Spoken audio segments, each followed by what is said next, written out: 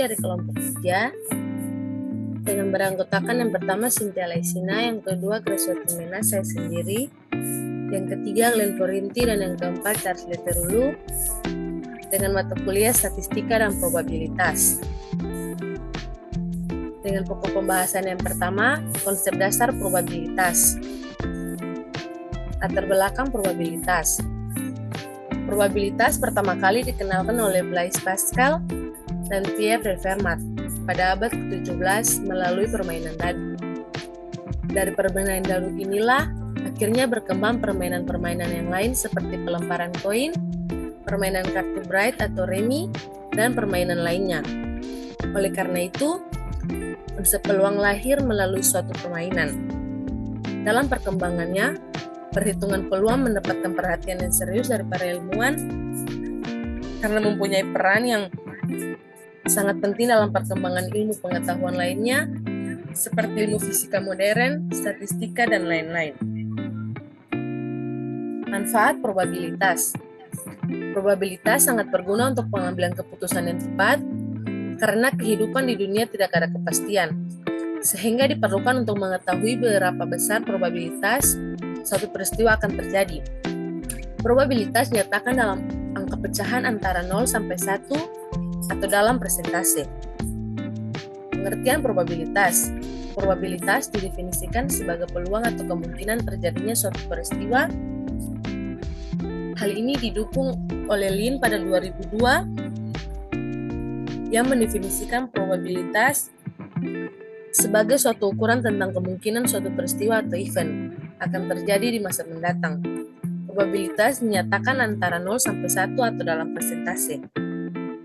Probabilitas dinyatakan dalam bentuk pecahan dari 0 sampai 1 atau dalam bentuk persentase. Probabilitas 0 menunjukkan sesuatu yang tidak kemungkinan terjadi, sedangkan probabilitas 1 menunjukkan peristiwa pasti terjadi. Kemudian ada contoh. Contohnya, seluruh mahasiswa IKIP Gunung Sitoli harus memiliki sertifikat komputer untuk program Microsoft Office. Di kota Gunung Sitoli sendiri banyak terdapat kursus komputer, maka akan muncul kebingungan dalam memilih tempat kursus. Untuk menentukan pilihan, biasanya mahasiswa akan bertanya kepada teman-teman, mereka kursus di mana? Dari ratusan mahasiswa, mungkin Anda hanya bertanya kepada 20 orang mahasiswa saja. Yang paling banyak diminati, Anda akan memilih tempat tersebut untuk kursus. Dari contoh tersebut, dapat dilihat bahwa keputusan diambil hanya dari beberapa contoh atau sampel dari populasi keseluruhan. Dan berikutnya akan dibacakan oleh teman saya. Selanjutnya menyangkut dengan pendekatan dalam probabilitas.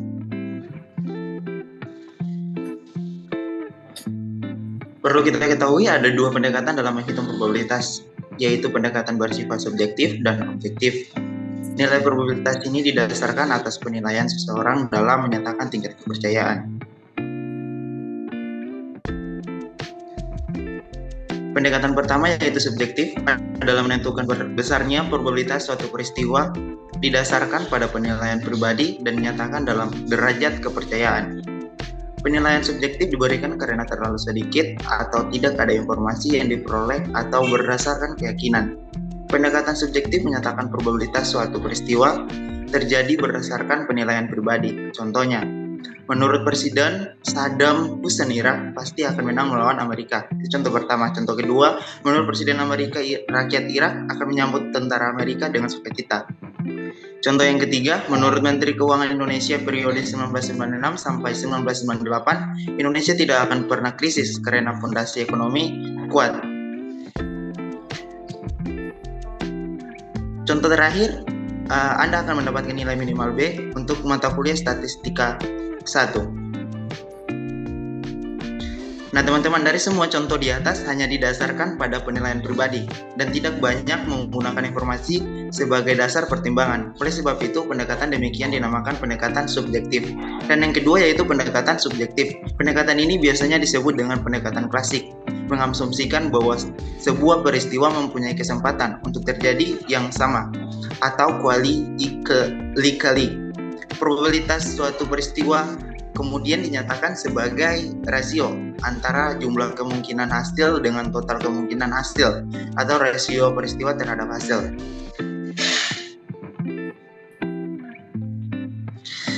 Teman-teman bisa lihat rumus yang dapat dirumuskan dari probabilitas objektif. Probabilitas suatu peristiwa sama dengan jumlah kemungkinan N hasil atau peristiwa diper dengan jumlah total kemungkinan N hasil. Teman-teman bisa lihat tabel, ada 4 kolom. Yang pertama ada kolom percobaan, yang kedua hasil, kemudian hasil, dan yang terakhir ada probabilitas. Kemudian barisnya berisi kegiatan melempar uang koin, kegiatan perdagangan saham, perubahan harga, mahasiswa belajar. Kemudian hasilnya muncul ada 2, yaitu yang pertama muncul gambar, kemudian muncul angka, kemudian dan seterusnya. Sekian materi dari pendekatan terhadap probabilitas, dan selanjutnya sampel dan kejadian akan dibahas oleh rekan saya. Terima kasih. Iya teman-teman, yang selanjutnya pembahasan yang selanjutnya yaitu sampel dan kejadian. Yang pertama sampel. Sampel ini dia adalah himpunan semua kejadian yang mungkin diperlu pada suatu percobaan. Setiap anggota dari ruang sampel ini dia akan disebut sebagai titik sampel. Banyak anggota ruang sampel dapat dinotasikan dengan lambang S, teman-teman. Contoh dari sampel. Misalnya saat kamu melemparkan sebuah dadu, semua kemungkinan yang muncul adalah 1, 2, 3, 4, 5, dan 6. Nah, himpunan dari 1, 2, 3, 4, 5, 6, nah itulah yang disebut dengan sebagai ruang sampel, teman-teman. Yang berikutnya kejadian. Kejadian adalah hasil yang diharapkan terjadi pada ruang sampel. Kejadian dinotasikan sebagai A, dengan demikian banyaknya kejadian A dinotasikan sebagai NA. Itu misalnya berapakah banyaknya kejadian yang muncul 1A dan 1G pada pelemparan 2 buah koin. Munculnya 1A dan 1G bisa diperoleh dari AG dan juga GA. Dengan demikian, banyaknya kejadian yang muncul yaitu 1A dan dari 1A dan 1G adalah 2.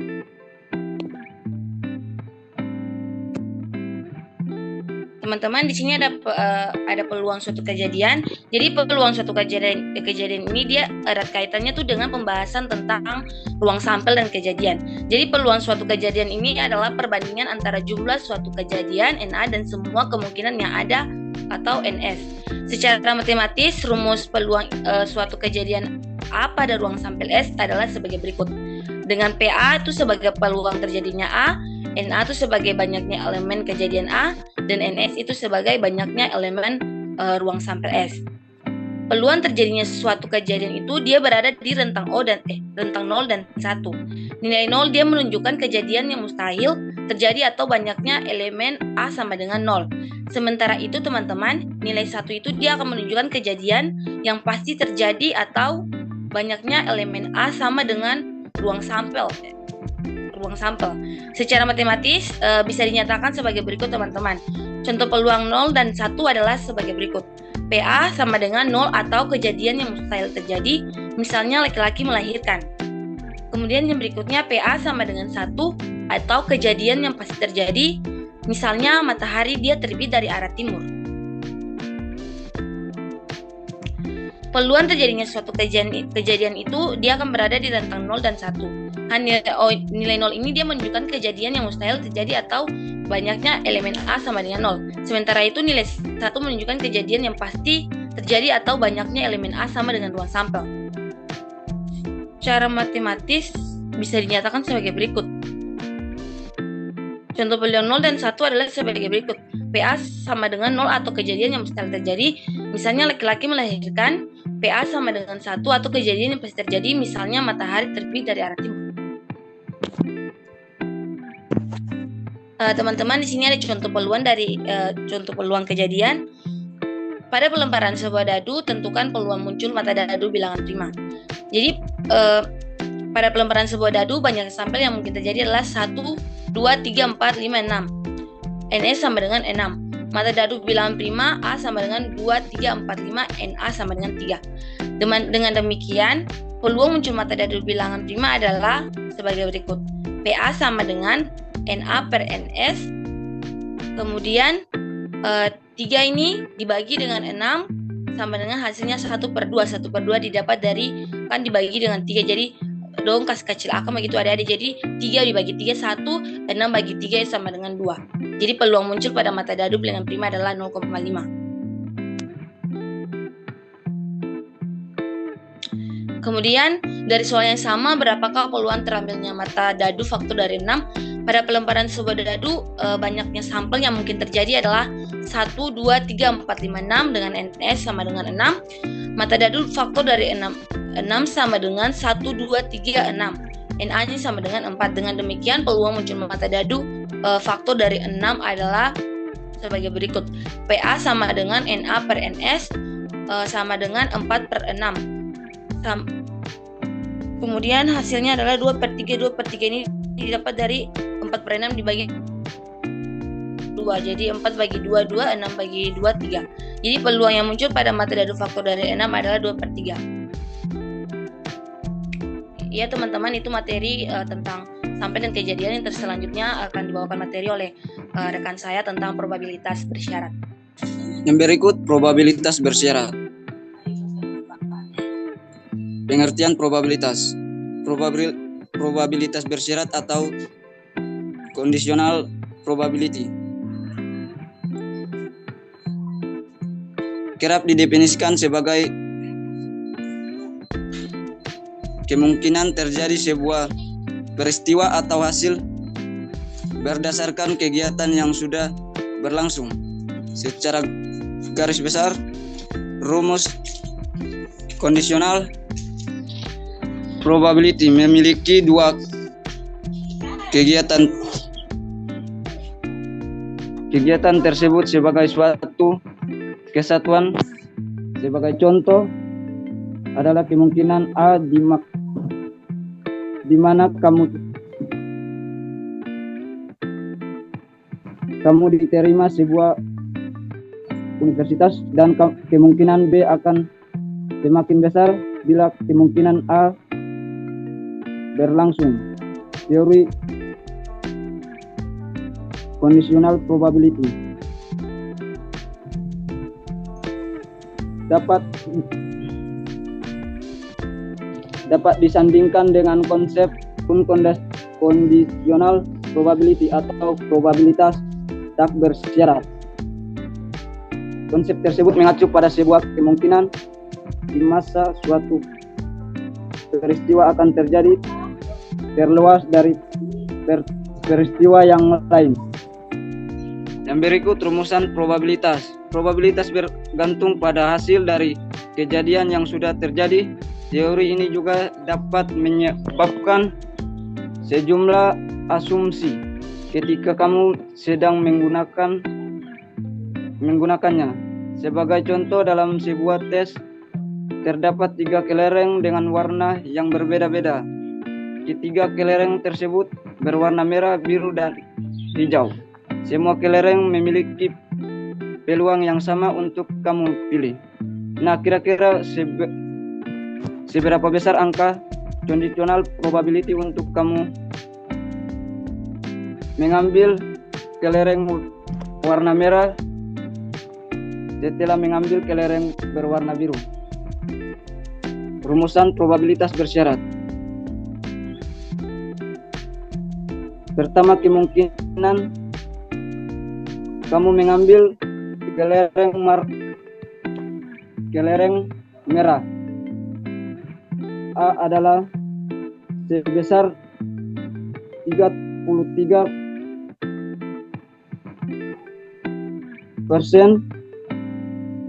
Karena hal tersebut adalah kemungkinan dari 3 hasil yang bisa terjadi. Dengan asumsi peristiwa ini terjadi, akan ada 2 kelereng tersisa, yakni kelereng biru dan hijau, dengan masing-masing kelereng memiliki peluang 50% untuk kamu pilih. Jadi peluang kamu untuk mengambil kelereng biru B setelah memilih kelereng merah adalah sekitar 16,5%. 33% kali 50% agar lebih jelas. Melansir lama kompeten instruksi berikut ini ada rumusan untuk probabilitas bersyarat yang dapat kamu gunakan. B dalam kurung B dan A sama dengan P dan A. P A atau P dalam kurung B sama B dan A B dan B sama dengan P A dan B. P dalam kurung B. Sekian dan terima kasih.